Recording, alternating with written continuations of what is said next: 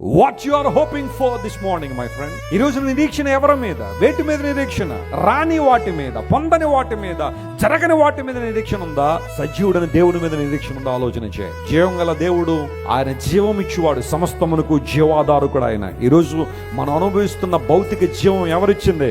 దేవుడిచ్చింది. నీకు ఈ నమ్మకం ఉందా? పాండమిక్ సమయంలో మన భారతదేశంలోనే సుమారుగా 1500 నుండి 2000 మంది డాక్టర్లు తమ ప్రాణాలు కోల్పోయారు. ఎంతో కాలం వైద్య శాస్త్రాన్ని అభ్యసించి ఏ రోగానికి ఏ మందు అయ్యాలో, ఏ రోగానికి ఎలాంటి చికిత్స ఇవ్వాలో తెలుసుకున్న డాక్టర్లు 2000 మంది మన భారతదేశంలో ప్రాణాలు కోల్పోయారు పాండమిక్ సమయంలో. జీవం ఎవరివ్వాలండి? ఆ సమయంలో నేను బ్లెస్సీ గారు ఒక కాల్ సెంటర్ లో పనిచేసినట్టే పనిచేసాం. నిద్ర ఉండేది కాదు. మా 2 గంటలు పడుకున్నాం కూడా తెలియదు ఆ టైంలో, ఆ కరోనా టైంలో.